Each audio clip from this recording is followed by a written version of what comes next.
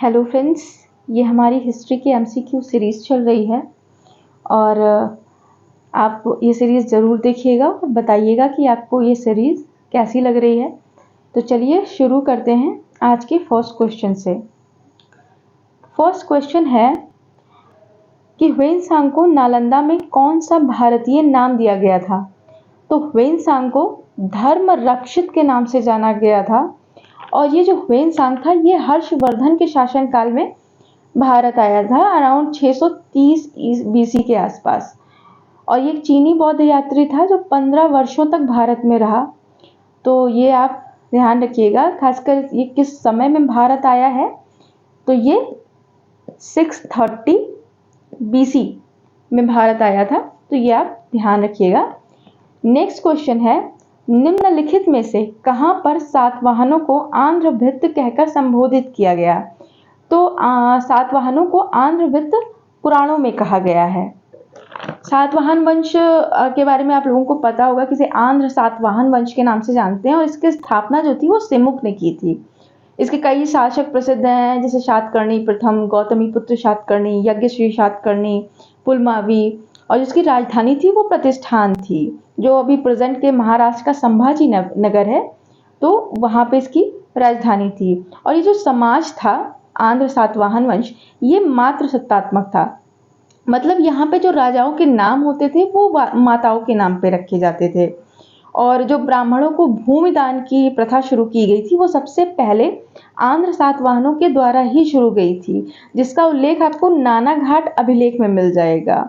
और जो महाराष्ट्र में अजंता एलोरा की गुफाएं हैं, इनका भी निर्माण आपके सातवाहनों ने ही कराया था। तो ये चीज़ें कुछ फैक्ट्स हैं इनके बारे में जो आप याद रखिएगा। नेक्स्ट क्वेश्चन है, कौन सा प्रतीक गौतम बुद्ध के निर्वाण को दर्शाता है? तो गौतम बुद्ध के निर्वाण का प्रतीक आपका बोधि वृक्ष है, इसका आंसर होगा आपका डी। बाकी जो आपका कमल है वो जन्म से रिलेटेड है, और ये आपका जो पहिया है ये आपका धर्म चक्र परिवर्तन से रिलेटेड है, ठीक है। और घोड़ा आपका महाभिनिष्क्रमण या त्याग से रिलेटेड है। तो ये इनके कुछ प्रतीक हैं बुद्ध जी के, तो ये आप ध्यान रखेंगे। चलिए चलते हैं नेक्स्ट क्वेश्चन की ओर। नेक्स्ट क्वेश्चन है, निम्नलिखित में से किसे भारतीय प्रागैतिहासिक के जनक के रूप में जाना जाता है? तो ये है रॉबर्ट ब्रूस वुड। तो ऑप्शन ए। बुद्ध चरित की रचना किसने की थी? तो बुद्ध चरित की रचना आपके अश्वघोष ने की है। ये वैसे कुषाण वंश के शासन काल में थे और ये मतलब कनिष्क के समय में रहे हैं, और चरक भी कुषाण वंश के राजवैद्य थे।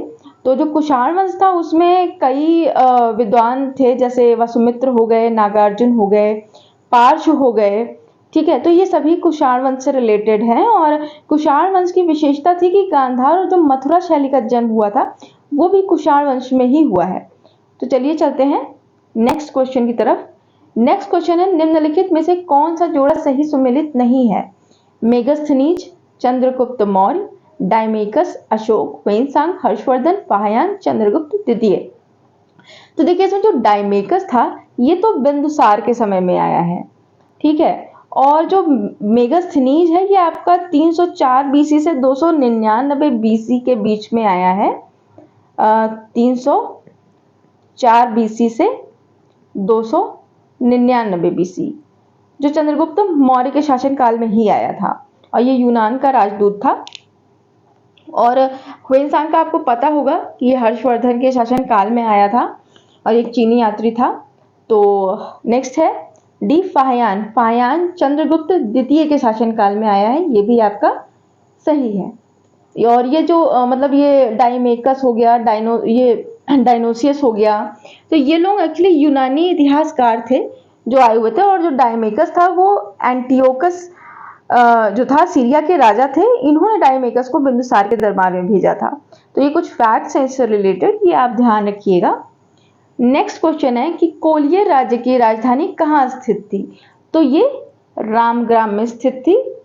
नेक्स्ट क्वेश्चन है, निम्नलिखित में से कौन से अजात शत्रु द्वारा प्रयुक्त नवीन सैन्य हथियार थे? तो अजातशत्रु ने दोनों ही हथियार यूज किए थे, जिसमें महाशिलाकंटक और रथमूसल, ये दोनों ही थे।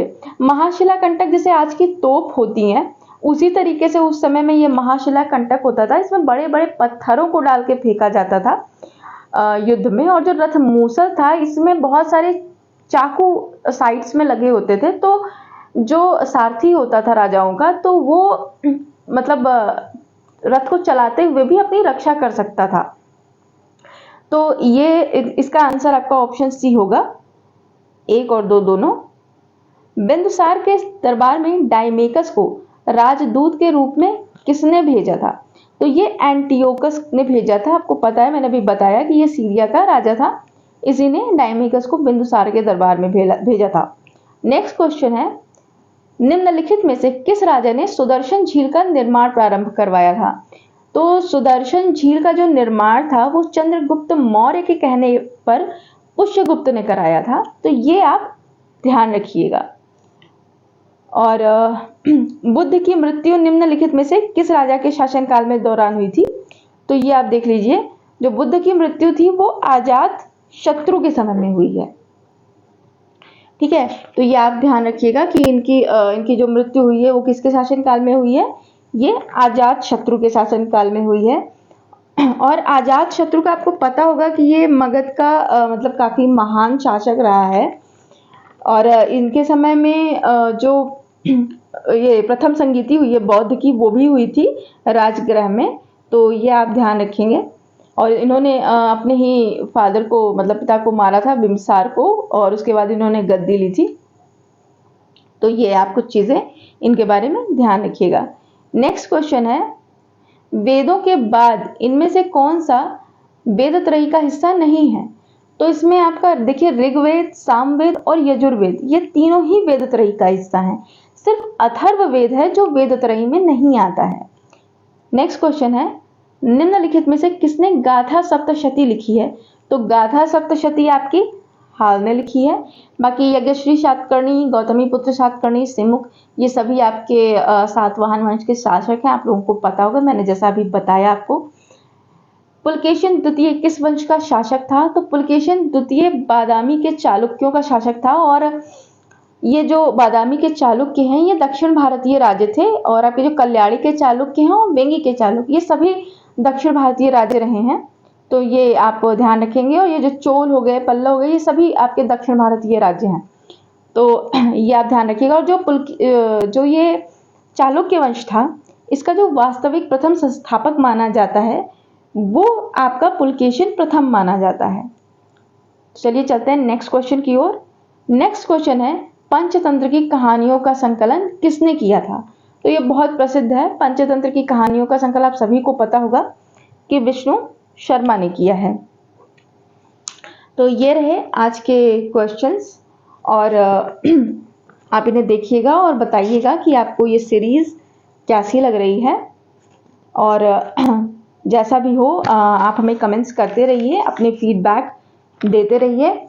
और अगर आपको अमेंस के लिए आंसर राइटिंग करनी है तो हमारे पेड बैच से भी आप जुड़ सकते हैं, जो आपको आंसर राइटिंग से रिलेटेड काफ़ी हेल्प करेगी। आपको सारी गाइडेंस वहाँ दी जाएंगी। तो जुड़े रहिए और अपने कमेंट्स देते रहिए कि आपको ये सीरीज़ कैसी लग रही है।